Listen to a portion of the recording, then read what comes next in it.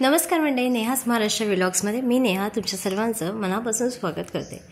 बाबांकडे 14 नोव्हेंबरला मी गेलेले होते। त्रिशाची सुट्टी पण होती शाळेला। 14 नोव्हेंबरला बाबांचा वाढदिवस असतो म्हणून बाबांना सरप्राईज द्यायला गेली होती मी। तर बाबांना मी विचारलं आम्ही संध्याकाळी की काय करायचं जेवायला, तर बाबांनी बटाटा वड्याचा बेत सांगितला। तर बटाटे वडे जनरली आमच्याकडे केले जात नाहीत, फक्त घरीच आम्ही करतो। बाहेरचा बटाटा वडा आई आणि बाबा दोघांनाही आवडत नाही। त्यासाठी आज मी बटाटा वड्याचा बेत बऱ्याच वर्षांनी आईकडे केलेला आहे। म्हणजे माझ्या घरी केला जातो पण आईकडे बऱ्याच वर्षांनी करत आहे। तर इथे आपण कढईमध्ये तेल टाकून घेतलं आहे। त्यानंतर वाटणामध्ये हिरवी मिरची, आलं, लसूण आणि थोडंसं जिऱ्याची पेस्ट करून भाजी परतवून घ्यायची आहे आपल्याला त्याच्यात। तर बटाटे क्रश करून झालेले आहे। माझ्या हाताला उकडलेले बटाटे घेतले होते मी। त्यानंतर आपल्याला याच्यामध्ये बटाट्याची भाजी व्यवस्थित परतून घ्यायची आहे। तिखट, मीठ वगैरे सगळं व्यवस्थित टाकायचं। तुम्हाला तिखट जसं झणझणीत पाहिजे त्याप्रमाणे तुम्ही मिरचीची पेस्ट इथे वाटून टाकू शकता। आता माझी भाजी गार होईपर्यंत इथे मी बॅटर करून घेते बटाटा वड्याला लागणारं। तर बटाटा वडा बेसनासाठीचं जे आपल्याला बॅटर लागतं ते अशा प्रकारे अशा कन्सिस्टन्सीला आपल्याला ठेवायचं आहे। एकदम पण पातळ नाही आणि एकदम पण घट्ट नाही। आपली बटाट्याच्या वड्याची भाजी तयार झालेली आहे।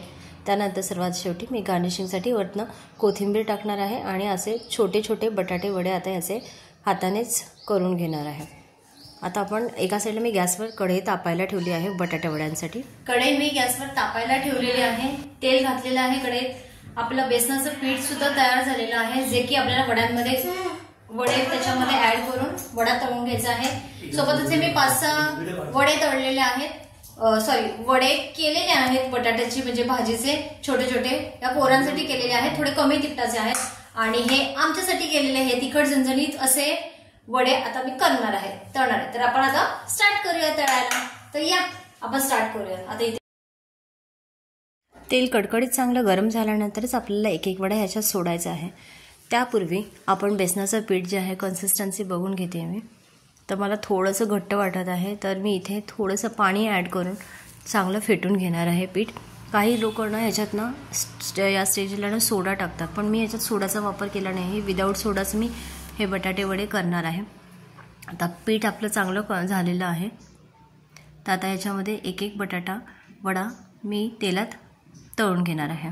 तर मी कढई थोडीशी लहान असल्यामुळे मी जास्त बटाटे वडे काढणार नाही आहे। 2-2 किंवा 3-3 बटाटे वडेच आपण याच्यात काढू शकतो। जर तुमची मोठी कढई असेल तर तुम्ही त्याप्रमाणे जास्त बटाटे वडे एकाच बॅचमध्ये तळू शकता।